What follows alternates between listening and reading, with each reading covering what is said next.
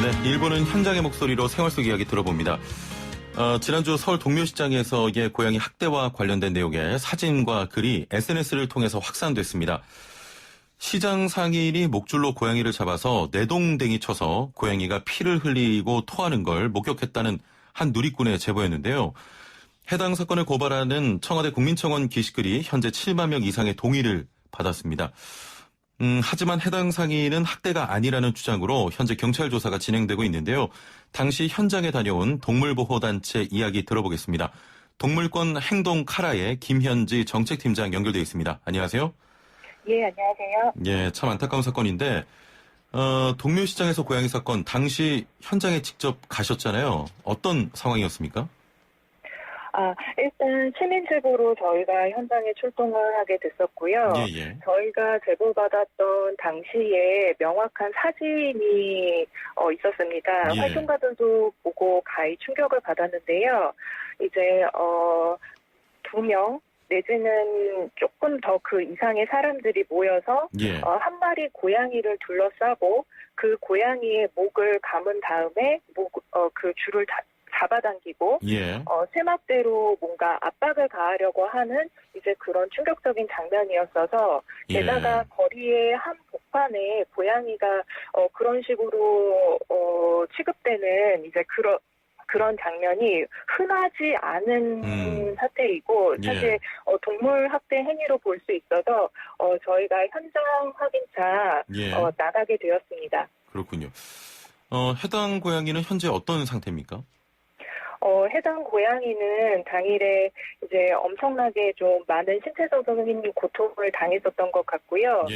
그 현장에서 구조가 되어서 금요일 저녁에 이제 동물병원으로 이송이 돼서 서울시의 보호 아래 치료를 받고 있습니다. 그 고양이의 상태는 당일 수의사 선생님의 소견으로는 이제 몸에 찰과상이 많이 있었고요. 특히 발톱이 닳아 있었고 그 발패드 부분이 다 까져 있었고 그 모든 다리에서 혈흔이 관찰되는 등 복부에 대한 찰과상까지도 관찰이 되었기 때문에 조금 더 그 스트레스에 대한 변화를 지켜봐야 한다고 말씀을 하셨습니다. 그렇군요. 현재 생명에는 지장은 없는 거죠? 네, 생명은 다행히도 지장은 없습니다만 당일에 고양이가 엄청난 스트레스를 받았던 것만은 너무나도 자명해 보이고요. 저희가 어떤 그때의 정황과 어떤 영상과 사진 같은 것들을 미화 종합을 했을 때 보더라도 그 동물이 아주 심각한 고통스러운 상태에 처했던 것으로 보입니다. 알겠습니다. 처음 발견된 게 인터넷 커뮤니티를 통해서입니다. 해당 현장에 대한 제보를 통해서 구조 현장으로 출동을 하신 겁니까? 네네. 시민분께서 이러한 고양이가 이상하게 다뤄지는 모습을 보시고 충격을 받으셔서 이제 사진을 다 찍으셨고 그 사진을 동물단체로 제보를 주셨습니다. 그리고 저희도 제보를 거의 받음과 동시에 이제 현장에 착수를 하게 되었고요. 자, 그 해당 상인은 언론을 통해서 덩치가 큰 고양이가 흥분 상태로 들어와서 무서워서 그랬다. 구조대 도착이 늦어서 직접 내보내려고 한 것이다. 학대하지 않았다. 이렇게 주장하고 있는데 어떻게 보십니까? 네, 일단 동물 학대인지 아닌지는 동물이 고통을 받았는지에 대한 그 어떤 행위로 판별을 하는 것입니다. 저희가 사진이나 영상 등으로 봤을 때는 이 동물이 고통을 당한 것이 맞고 해당 행위는 동물 학대로 저희는 보고 있습니다. 그리고 그 고양이가 무언가에 놀라서 갑자기 가게 안으로 들어온 것은 사실인 것으로 보입니다. 하지만 그 상인분의 말씀대로 무서워서 고양이를 그런 식으로 다루었다라고 보기에는 의심의 지점이 많습니다. 자, 지금 의심의 지점이 많다고 하셨는데 많은 분들이 좀 공부를 하는 이유가 올가미를 사용하거나 발로 밟거나 이런 행위까지 좀 필요했냐는 건데요.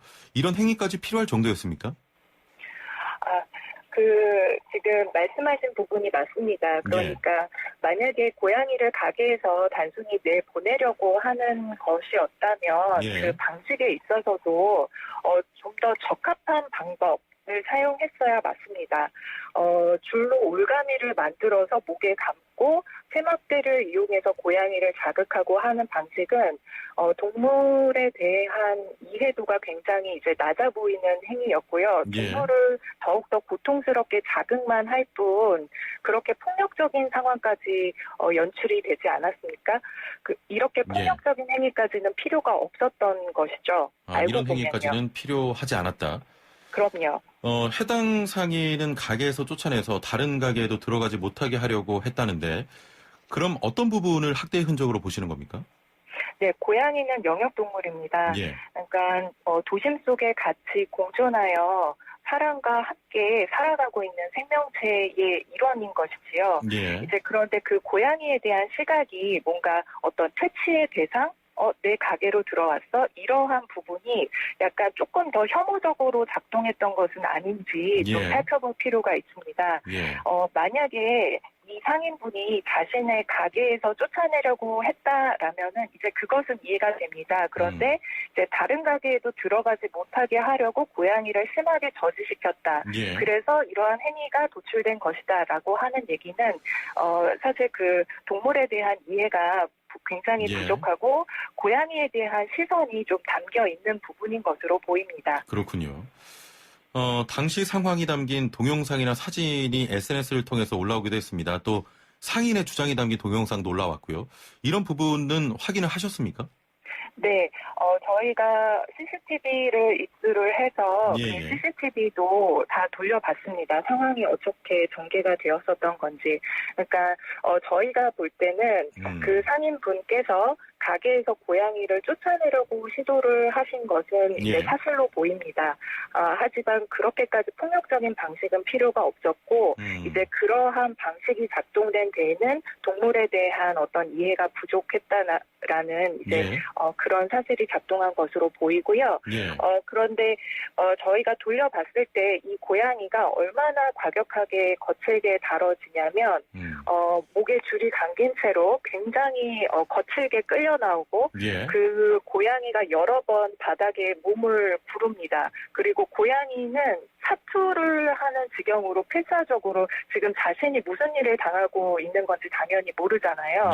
그러니까 목에 감긴 줄과 이런 것들을 풀려고 필사적으로 이제 사투를 벌이는데요. 고양이 차원의 굉장히 어떤 좀 처절한 몸부림이 영상 속에 고스란히 담겨 있었기 때문에 굉장히 마음이 아프고요.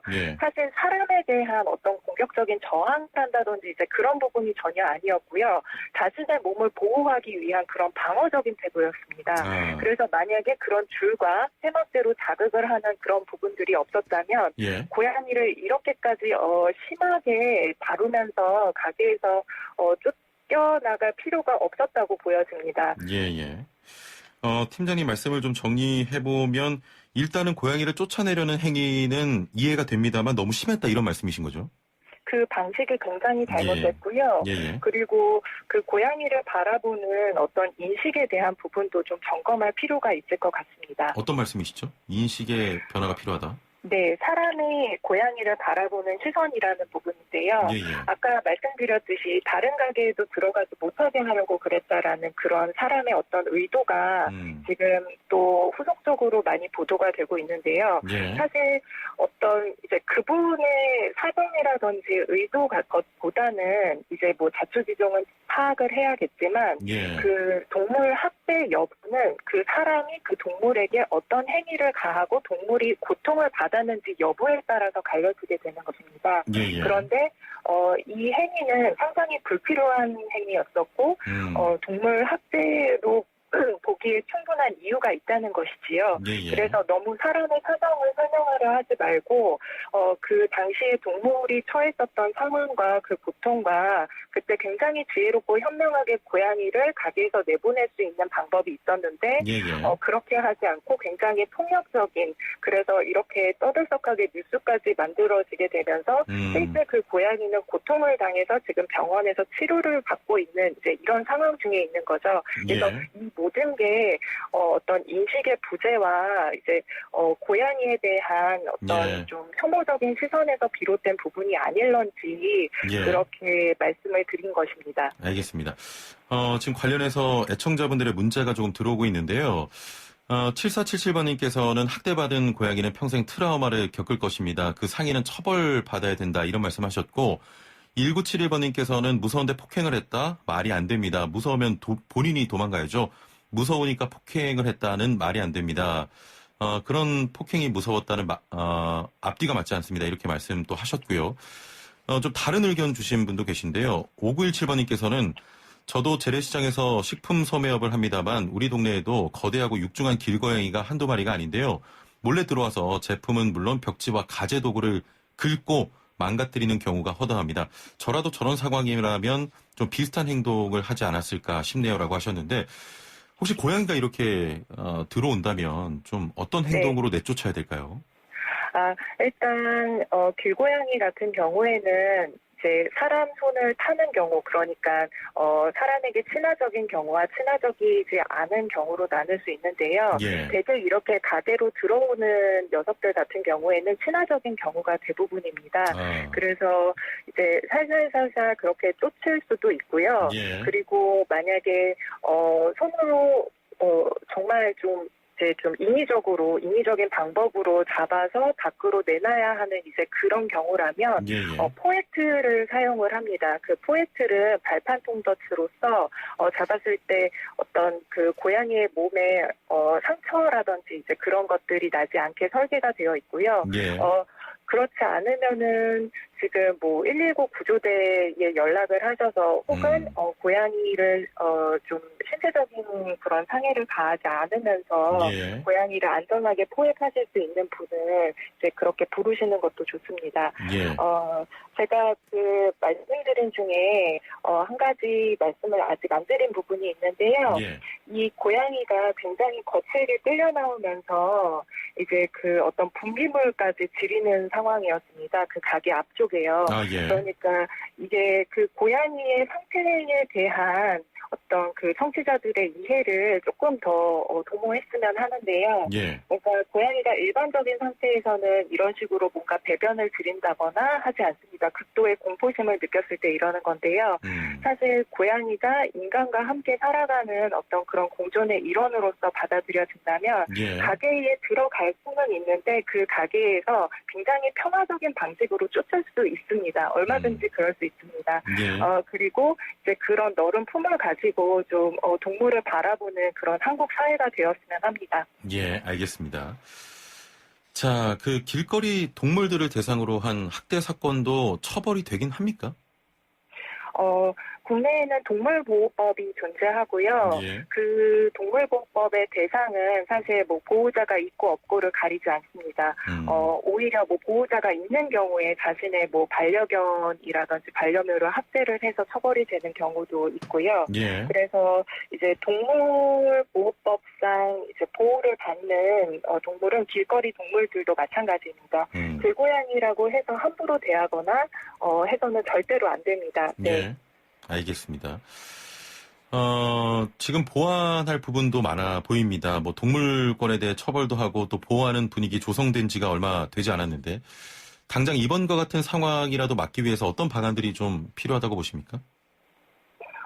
일단 제가 초기부터 계속 인식과 어떤 고양이를 바라보는 시선 이런 말씀을 드렸는데요. 꼭 고양이뿐만 아니라 국내에서 이제 동물을 바라보는 시선에 대해서 이제 동물 문제를 거론할 때마다 그런 사람은 인권은 이러면서 굉장히 발끈하시면서 대치적으로 등치시키시는 분들이 많은데요.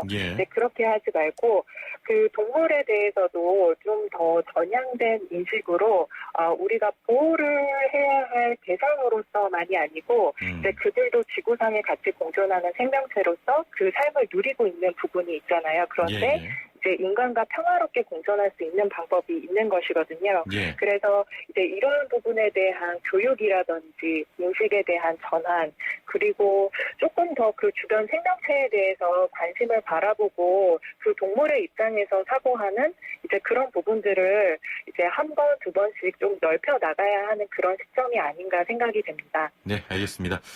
동물학대에 대한 처벌 강화와 더 나아가 인식 개선이 필요해 보인다는 말씀이었습니다. 오늘 말씀 감사합니다.